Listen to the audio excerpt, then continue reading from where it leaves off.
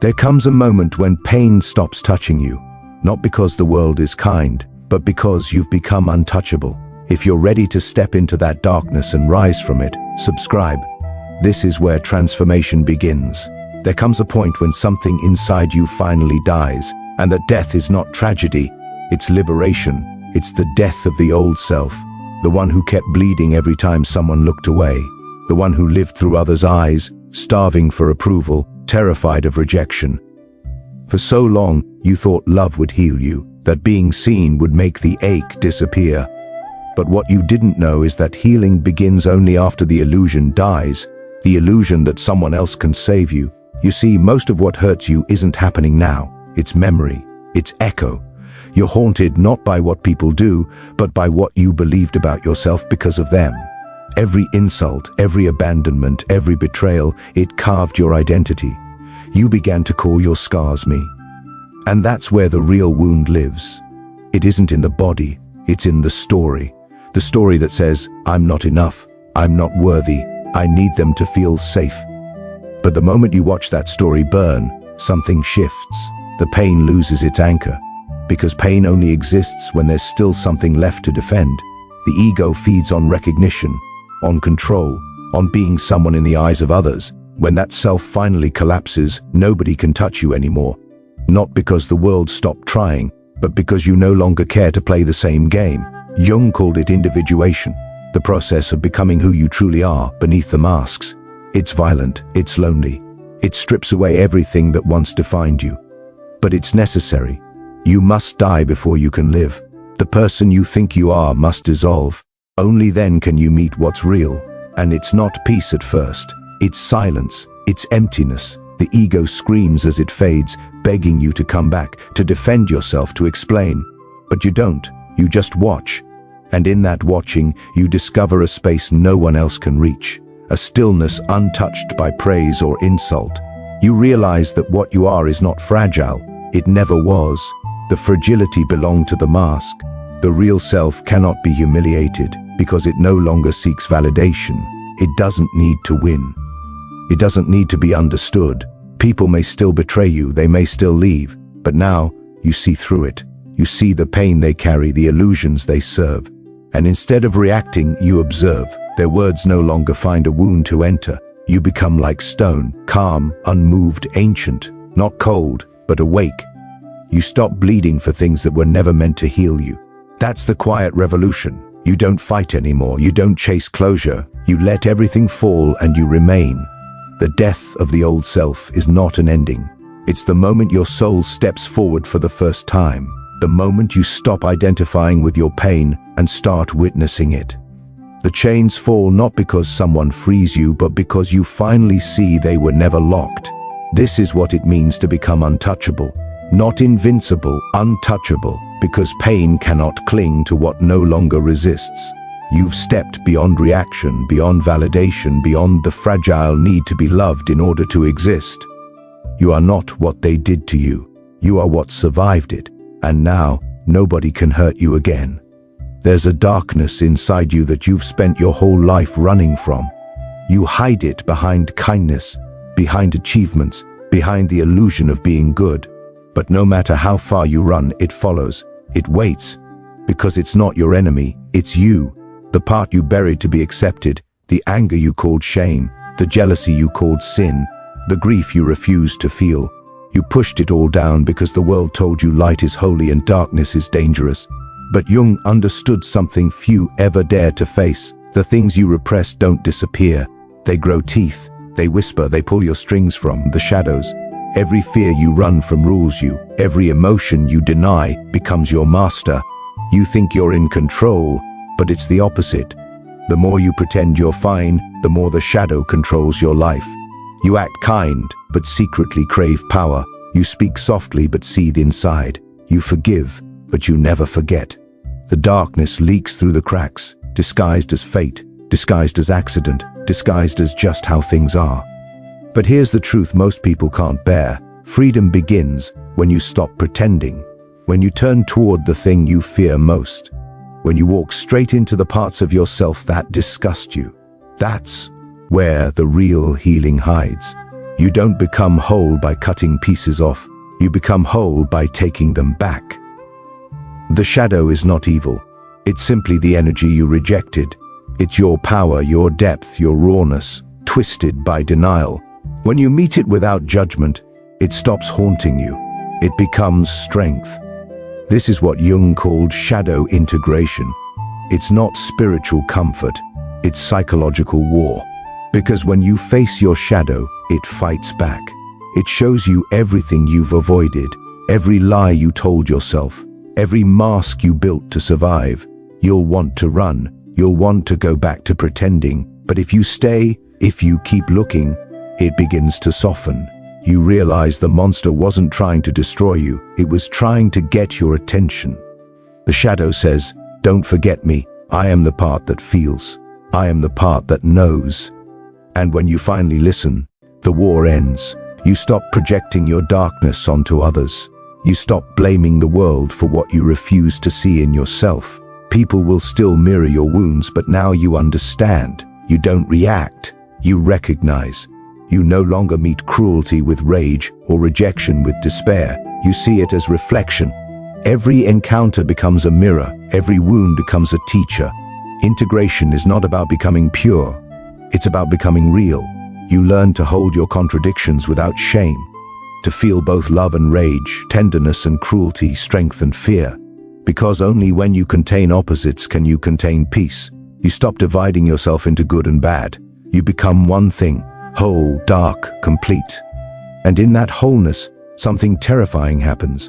You stop being controlled. Nobody can manipulate what you've already faced. They can't use your guilt, your shame, your fear, because you've already made peace with them. You've looked your own demon in the eyes and said, "I see you," and it bowed. This is the secret power of integration. You don't destroy your darkness, you absorb it, you own it, and it becomes your armor. People feel it in your presence, the calm, the quiet, the unshakable energy that comes from someone who no longer hides. They can't define you, they can't wound you, because you've already faced the worst of yourself and survived. You become untamed, free, whole. You become the thing you once feared. There's a kind of power that doesn't shout. It doesn't need to prove. It doesn't need to fight back or explain itself. It just watches. It feels everything, but it doesn't flinch. That's emotional detachment. And most people misunderstand it. They think it means coldness, but it's not. It's clarity. It's what happens when you've drowned enough times in your own emotions to realize you are not the storm. You used to take everything personally. Every silence, every look, every distance. You made meaning out of things that had nothing to do with you. You lived on emotional hooks, waiting for someone's tone, someone's message, someone's validation to decide how you'd feel that day. You were always reacting, always chasing peace through someone else's behavior. But then, one day, it breaks. You stop. You look around and realize your mind has been a battlefield and the enemy isn't them. It's attachment. Attachment to being understood, to being loved the way you imagined, to having control over how people see you. That attachment keeps you chained to chaos. You hand people your peace and beg them not to break it. And they always do. Because they're human. Because everyone's fighting their own storms. Detachment is the moment you take it back. You stop expecting others to regulate your emotions. You stop waiting for the apology, the validation, the closure. You begin to sit in the silence that once terrified you, and there, something shifts. You realize peace was never out there. It was the space behind all the noise, the calm behind your thoughts, the watcher behind the pain. It doesn't mean you stop feeling, you still feel deeply, but the difference is, feelings no longer control you. Anger can rise, and you simply notice. Sadness visits, and you let it stay until it fades. You no longer identify with the waves. You've become the ocean. You stop trying to fix everything. You stop begging for people to meet you at your depth. Some can't, some won't. That's not cruelty, it's reality. And you finally accept that. This kind of detachment gives you an almost unsettling calm. Someone insults you, and you don't react. Not because you're numb, but because it simply doesn't touch anything real inside you anymore. You've seen too much. You've been broken too many times to still play the same games. You understand now that most of what people do comes from their own pain. And instead of taking it personally, You let it pass through, like wind through open hands. You no longer chase understanding. You no longer demand love to look a certain way. You let life reveal itself as it is, messy, uncertain, wild, and you stay still. That's strength, not resistance, but surrender, the kind of surrender that isn't defeat, it's freedom. You don't need to win, you don't need to prove, you just need to remain awake. When you master detachment, everything changes. People lose power over you, situations lose control. You begin to see patterns dissolve. Drama no longer pulls you in. You watch it like a film you've already seen too many times. You know the ending, and it no longer interests you. You've stepped outside the loop. You feel everything, but nothing sticks. You love, but you're not possessed by it. You lose, but you don't crumble. Because now you understand, peace isn't found in safety, it's found in surrender. And when you reach that point, nobody can shake you. Not because you're unfeeling, but because you've stopped clinging. You've stopped needing the world to make sense before you rest. You've already made peace with the chaos, and now nothing owns you. There comes a time when the noise stops, the messages slow down, the rooms grow quiet, and suddenly you're left alone with yourself. No distractions, no validation, no one to mirror you back. At first it feels unbearable. The silence becomes heavy, almost cruel. You reach for your phone, for someone's voice, for anything to fill the void. But nothing helps, because the silence isn't empty. It's waiting. It's waiting for you to finally listen. Most people never do. They spend their lives running from solitude, building louder lives to drown out the sound of their own truth. But there's no escape from yourself.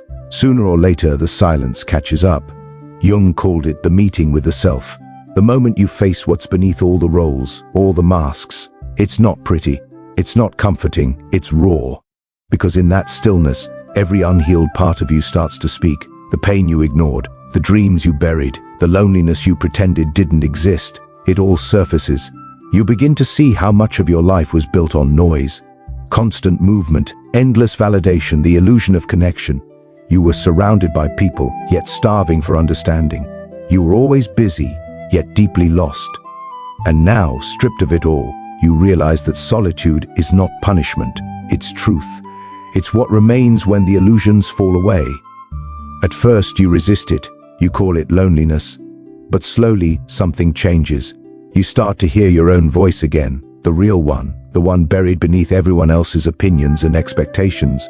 It doesn't speak loudly, it whispers. It says, "I've been here all along." You start to see that being alone was never the problem. The problem was your dependence on noise to feel alive. When you finally surrender to solitude, it transforms. The silence that once scared you becomes sacred. You stop craving constant company because you've met the only presence that truly matters, your own. You discover that you can sit in a room with nothing but your breath, your thoughts, and your heartbeat, and feel complete. That kind of peace doesn't come from the world. It comes from within. You start to detach from the need to be seen. You stop broadcasting your pain for sympathy. You stop proving your worth to people who never cared to understand. You learn that solitude isn't isolation. It's refinement. It sharpens you. It burns away the shallow attachments, the false friendships, the endless seeking. You stop chasing noise because you finally recognize it for what it is. Fear. The fear of being with yourself. And when that fear dies, something beautiful happens. You stop being lonely even when you're alone. You feel full, anchored, present. You realize you don't need to be constantly surrounded to feel whole. People come and go, conversations fade, but you remain, steady, quiet, untouched. From that stillness, you begin to move differently. You speak less but say more. You expect less but appreciate more. You no longer chase energy, you attract it, because the world senses it too.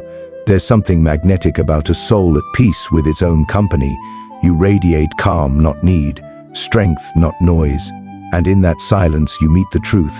Solitude was never emptiness. It was the doorway to everything real. The world loses its hold on you. People can no longer wound you with absence, because you no longer seek yourself in their presence. You are no longer waiting to be found. You've already come home. The masks are gone. The noise is gone. The fear is gone. What remains is silence, and in that silence, you are finally free,